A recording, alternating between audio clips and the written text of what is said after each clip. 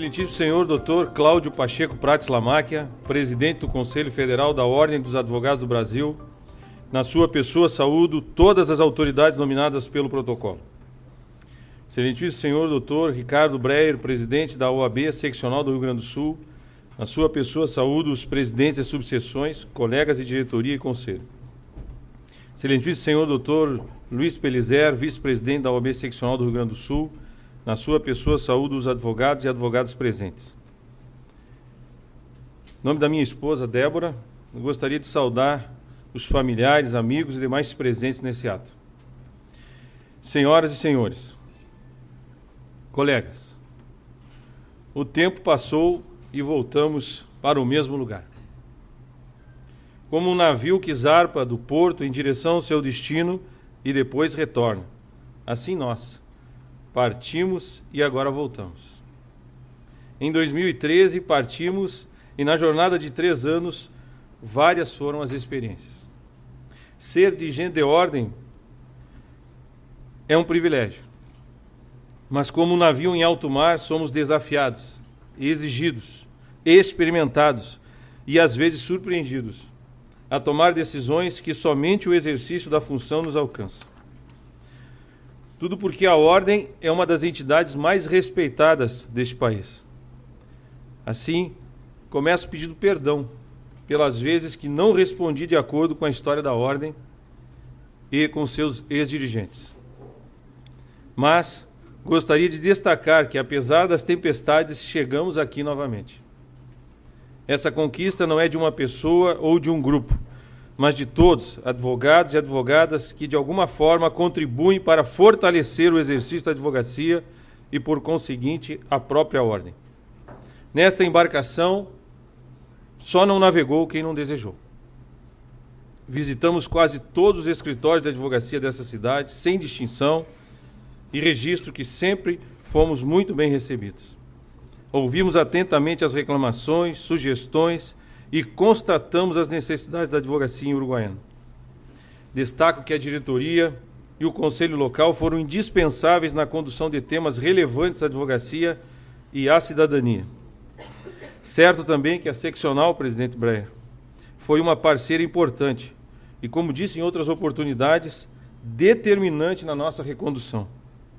Assim, com esse espírito de unidade e com a participação de outros órgãos, durante a travessia alcançamos algumas vitórias importantes, como a criação de uma vara de família e sucessões, como a construção do prédio da Justiça do Trabalho, como a reforma dos parlatórios na penitenciária modular de Uruguaiana, como a instalação do cartório de processos éticos, como a participação ativa nos conselhos municipais e o atendimento dos colegas à recomendação dirigidas aos advogados da comarca a fim de que evitassem a prática de presentear servidores públicos em razão do exercício profissional.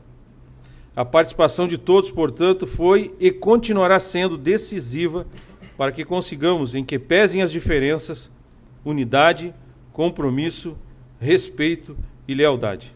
Essa é a forma democrática e participativa como a OAB seguirá sendo conduzida em Uruguaiana. Gostaria ainda de fazer alguns agradecimentos.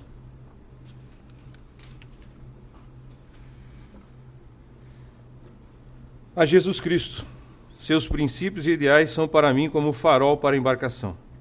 Toda vez que deixo de olhar para ele, fico à deriva, sem destino.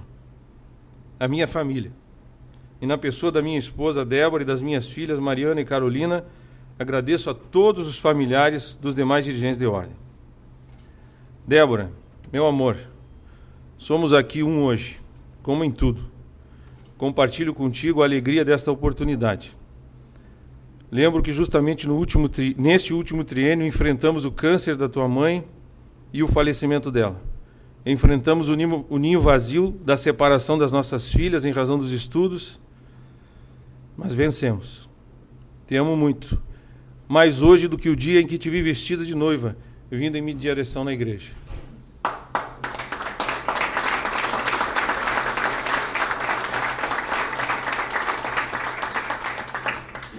Mariana e Carolina, vocês são o melhor presente que Deus me deu.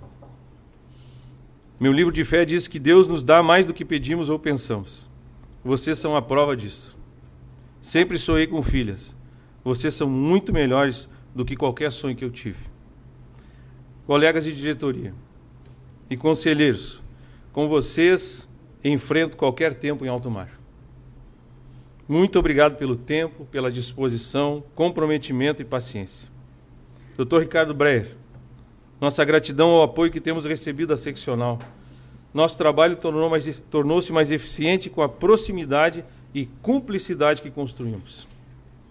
Aos advogados de Uruguaiana que nos confiaram mais um mandato, muito obrigado.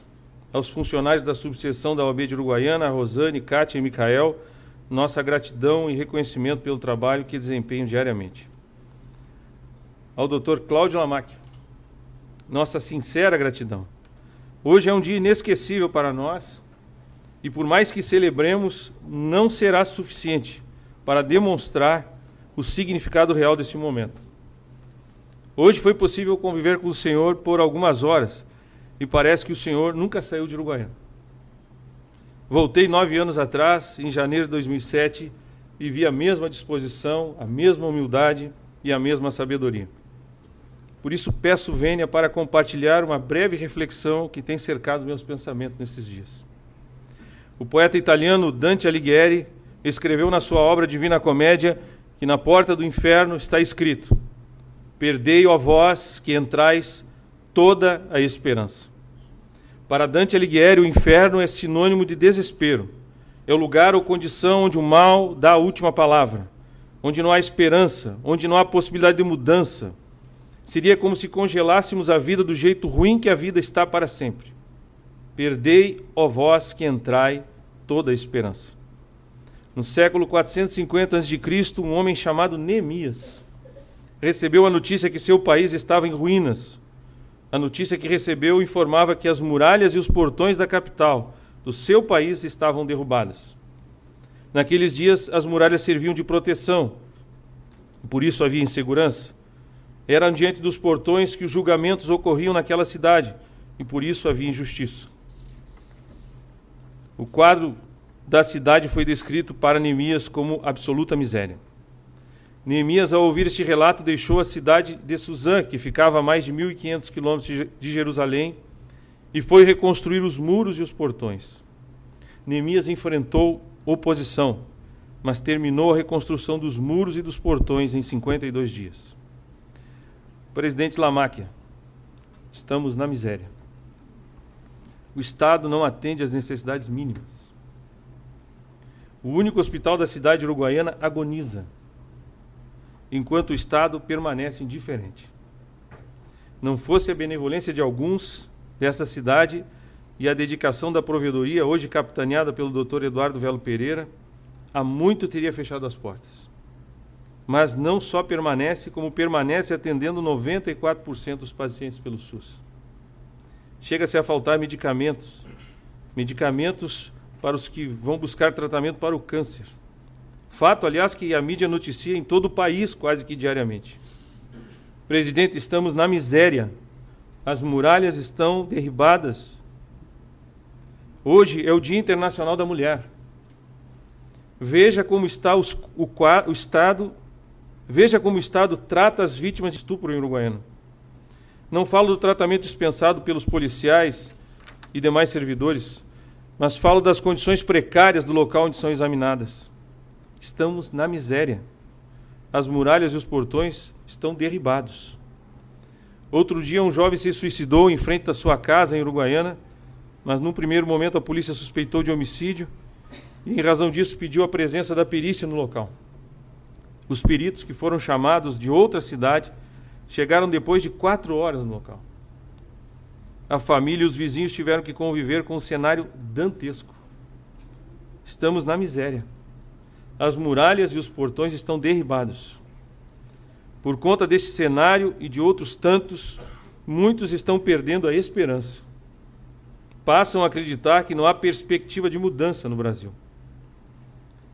No Brasil, encontramos rodeados pelos devastadores resultados da instabilidade, da indecisão e da corrupção. Acredito, presidente Lamacchia, que o país necessita de uma liderança boa e forte. Não de carisma apenas, mas de caráter. para começarmos a reconstrução. Atributos que o Senhor reúne. A história demonstra que nada acontece até que haja um líder. Enquanto não apareceu um homem chamado Martin Luther King e disse: tenho um sonho, o movimento de direitos civis dos Estados Unidos não era nada. Neemias não reconstruiu os muros e as portas sozinho, presidente. O Senhor também não reconstruirá. Faça como Neemias, convoque o exército de 1 milhão de advogados e faremos como fizeram os que foram liderados por Neemias, que apesar da oposição e dos rumores de guerra, não houve sequer uma batalha. Venceram pela perseverança. E eu não conheço, presidente, nenhuma classe mais perseverante que os advogados. Faça como Neemias, presidente. Busque a Deus de todo o seu coração e Ele enviará socorro e os recursos necessários para a reconstrução. Que Deus o abençoe e muito obrigado.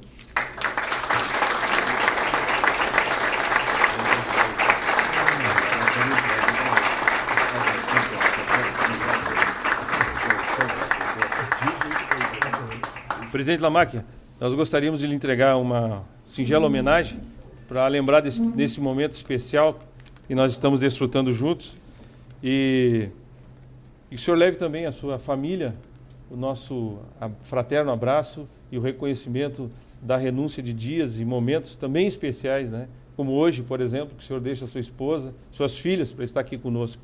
Então leve o nosso carinho a eles também.